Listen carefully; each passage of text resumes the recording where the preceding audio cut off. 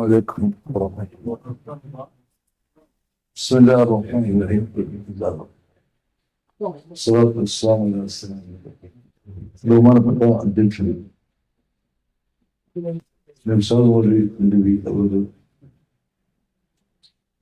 ഈ വേദിയെ ധന്യമാക്കിയിരിക്കുന്ന ബഹുമാന്യരായ ഉസ്താദന്മാരെ, നേതാക്കന്മാരെ, സുഹൃത്തുക്കളെ, DKCCയെ സംബന്ധിച്ച് അതിന്റെ പ്രവർത്തന വിശാലതയെ കുറിച്ചൊക്കെ ബഹുമാന്യനായ കൺവീനർ സുലൈമാൻ മൊഴിവയും അതിലേറെ സ്വാഗത പ്രസംഗത്തിലും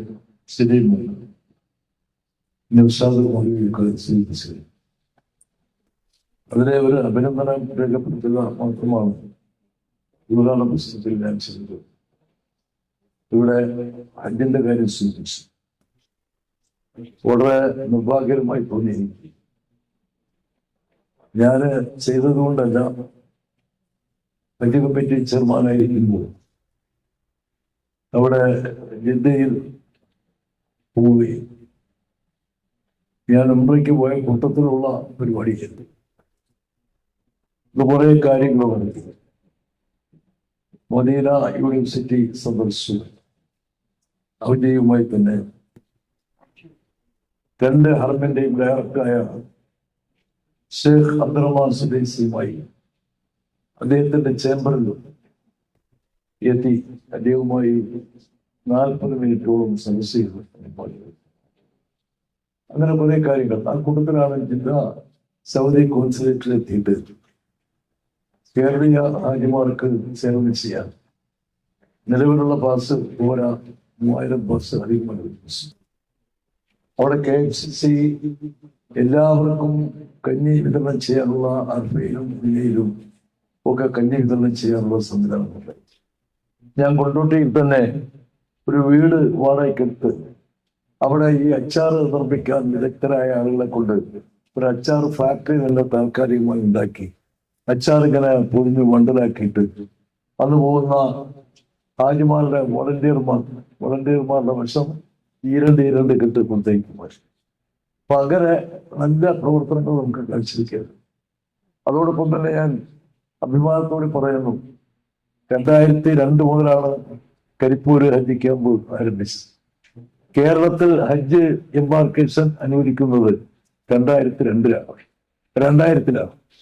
അന്ന് നമ്മുടെ നെടുമ്പാശ്ശേരിയിലാണ് ആ ക്യാമ്പ് നടന്നത്. 2002 മുതൽ കോഴിക്കോട്ടേക്ക് മാറ്റി. 2014 വരെ അവിടെ നടന്നു. 2015 അവിടെ റൺവേ റീകാർപ്പറ്റിങ് നടത്തിയപ്പോ ക്യാമ്പ് ഇങ്ങോട്ട് മാറ്റി. കേരളത്തിലാകപ്പാടെ ഒറ്റ ക്യാമ്പ്. തമിഴ്നാട്ടിലെയും ലക്ഷദ്വീപിലെയും ആൻഡമാൻ നിക്കോബാറിലെയും ഒക്കെ ഹാജിമാരെ ഇവിടെ നിന്നാണ് നമ്മൾ യാത്ര ചെയ്തത്. ഇപ്പൊ 3 ക്യാമ്പായിട്ട് മാറിയിട്ടു. ഞാൻ പറഞ്ഞത്, അന്ന് നെടുമ്പാശ്ശേരിയിൽ നിന്ന് കരിപ്പൂരിലേക്ക് ക്യാമ്പ് മാറ്റണം എന്നാവശ്യപ്പെട്ടുകൊണ്ട് ഇന്ത്യയുടെ പരമോന്നത നീതിപീഠമായ സുപ്രീം കോടതിയിൽ കേസ് വരികയും രാജീവ് ധവാൻ ഉൾപ്പെടെയുള്ള പല പ്രമുഖ വക്കീലന്മാരെയും സമീപിച്ച് അവരെ കൊണ്ട് കേസ് വാദിപ്പിച്ച് എന്തായിരുന്നാലും 2019 മുതൽ കരിപ്പൂരിലേക്ക് ക്യാമ്പ് മാറ്റാൻ തീരുമാനിച്ചു. പിന്നെ നെടുമ്പാശ്ശേരിയിൽ നിലനിർത്തി. പിന്നെ അതിനുശേഷം വേറെ ഒരുപാട് സംഭവങ്ങൾ ഉണ്ടായിട്ടുണ്ട്. പിന്നെ 70 വയസ്സുകാരുടെ സംവരണം എടുത്തിരുന്നു ഗവൺമെന്റ്. അത് മോഡി ഗവൺമെന്റാണ് ചെയ്തത്. അതിനെതിരായി നമ്മൾ സുപ്രീം കോടതിയിൽ കേസ് ഫയൽ ചെയ്തിട്ട് അത് 65 ആക്കി. 70 സംവരണ കോട്ട ഇല്ലാതാക്കിയപ്പോ അത് സുപ്രീം കോടതിയിൽ കേസ് ഫയൽ ചെയ്തിട്ട് 65 വയസ്സുകാരെ കുറയില്ലാതെ തിരഞ്ഞെടുക്കപ്പെടാനുള്ള ഒരു സംവിധാനം ഉണ്ടാക്കി.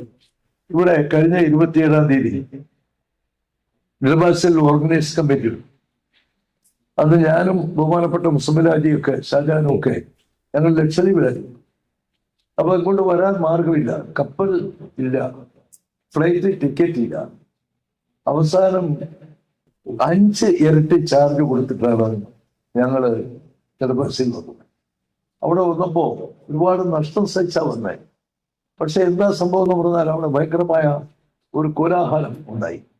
വേറൊന്നുമല്ല, ഈ ബഹുമാനപ്പെട്ട ഈ നയനാരപ്പള്ളിയുടെ പ്രസിഡന്റും ഈരാറ്റുപേട്ട മഹല്ല് ജമാഅത്ത് കൂട്ടായ്മയുടെ പ്രസിഡന്റും വലിയൊരു സൂപ്പർ സ്പെഷ്യാലിറ്റി ആശുപത്രിയുടെ ചെയർമാനും 1500-ലധികം മഹല്ലുകളുടെ കോർഡിനേഷനായ കേരള മുസ്ലിം ജമാഅത്ത് ഫെഡറേഷന്റെ വർക്കിംഗ് പ്രസിഡന്റും ഒക്കെ ആയിട്ടുള്ള നല്ല പ്രഭാഷകനും വിദ്യാസമ്പന്നനും നല്ല വ്യവസായ പ്രമുഖനും സമ്പന്നനുമൊക്കെയായ മുഹമ്മദ് സക്കീർ സാഹിബ്, അതുപോലെ അതിനോട് കിടപിടിക്കുന്ന പിന്നെ അൻസ് ഹാജി, പിന്നെ ഒരു നൂർഷാ,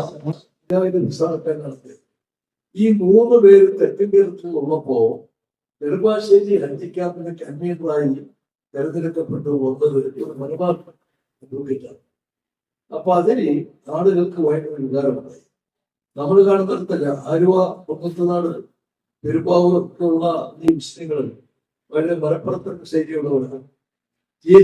മുഹമ്മദ് മുസ്തഫ സാറിന്റെ പിന്നിൽ അദ്ദേഹത്തിന്റെ പ്രൊഫസറായി നിൽക്കുന്നതാണ്. അവരെല്ലാം ശരീരം ഏറ്റവും പ്രമുഖരായ 3 പേർ ഇവിടെ ഉള്ളപ്പോ എന്തുകൊണ്ട് മലബാർ പ്രോഗ്രാമിനെ ഇറങ്ങുമെന്ന് എന്നോട് സാധ്യതയില്ല.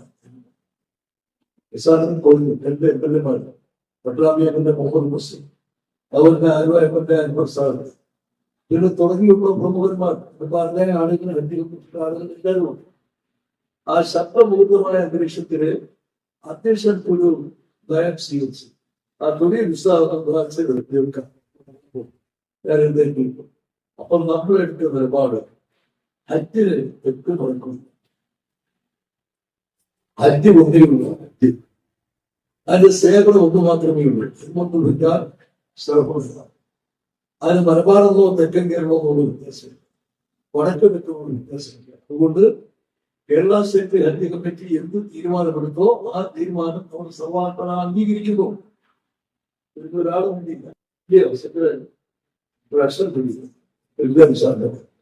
അതിപ്പോഴും ഒരുപാട് തോട്ടാണ്. അപ്പൊ ഞാൻ പറഞ്ഞത്, നമ്മളെ സംബന്ധിച്ചിടത്തോളം PKCC പങ്കെടുത്തില്ല. നമുക്ക് ഈ തെക്ക് ഉറഞ്ഞ വ്യത്യാസം, അവിടുത്തെ അശുദ്ധമുണ്ട്. അതുകൊണ്ട് അവിടെ ആര് ഇല്ലാത്ത ശരീരം പറഞ്ഞപ്പോ ഒരു നല്ല മെമ്പർഷിപ്പ് സംവിധാനം, നല്ല മെമ്പർഷിപ്പ് കൊടുക്കാം. ആരാണ് PKCCയിലെ മെമ്പർഷിപ്പ് എടുക്കാൻ താല്പര്യപ്പെടുന്നത്? തെക്ക് ഉറഞ്ഞ ഉദ്ദേശിക്കുന്ന എല്ലാവർക്കും മെമ്പർഷിപ്പ്. 9ന്റെ പരിപാടി കൃഷ്ണകയുടെ നെന്മ സമ്പൂർണമായി അംഗീകരിച്ചതായി ഞാൻ അന്തിമമായി പ്രഖ്യാപിക്കുന്നു. അതോടൊപ്പം തന്നെ പ്രവാസികളുടെ ഭാഗത്തു നിന്ന് ഇനി എന്ത് മാറ്റങ്ങളാണ് വേണ്ടത്, അല്ലെങ്കിൽ എന്ത് സഹായങ്ങളാണ് ഉണ്ടാകുന്നത്, അതും ഇൻഷാ അല്ലാഹ് പരമാവധി അത് സംഘടന ഉണ്ടാകുമെന്നും ഉറപ്പു കൊടുക്കുക.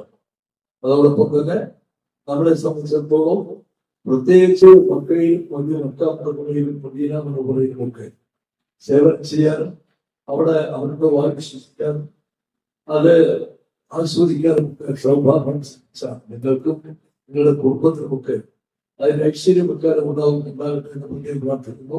ഇപ്പോ ഈ ഒരു ചെറിയ യോഗമാണെങ്കിൽ പോലും ഈ 9ന് പരിപാടി അടുത്തു പോകുന്ന ലിഖിതമായിട്ട് സ്റ്റേറ്റ് വർക്കിംഗ് കമ്മിറ്റിയിൽ അവതരിപ്പിക്കുകയും അത് 100% സംഘടിക്കുകയും ആവശ്യമായ എല്ലാ സപ്പോർട്ടുകളും പ്രോത്സാഹനങ്ങളും നിങ്ങൾക്ക് നൽകുകയും ചെയ്യും എന്ന കാര്യത്തിൽ ഒരു സംശയമില്ല. അള്ളാഹു ഈ നമ്മുടെ ഈ കൂട്ടായ്മ പരിപൂർണമായി നമ്മളെ അനുഗ്രഹിച്ച് അംഗീകരിക്കുവാനാകട്ടെ എന്ന് ദുആ ചെയ്തുകൊണ്ട് എല്ലാ പ്രവാസി സഹോദരങ്ങളെയും പ്രത്യേകമായി അറിയിച്ചുകൊണ്ട് PKCCയുടെ പേരിൽ അണിനിരന്നിട്ടുള്ള എല്ലാവരെയും പ്രത്യേകം അഭിനന്ദിച്ചുകൊണ്ട് ബിസ്മില്ലാഹിർ റഹ്മാനിർ റഹീം. രാജാതിരാജനായ അല്ലാഹുവിൽ ഈ മഹാസംരംഭം ഞാൻ ഔപചാരികമായി ഉദ്ഘാടനം ചെയ്യുന്നു. അസ്സലാമു അലൈക്കും.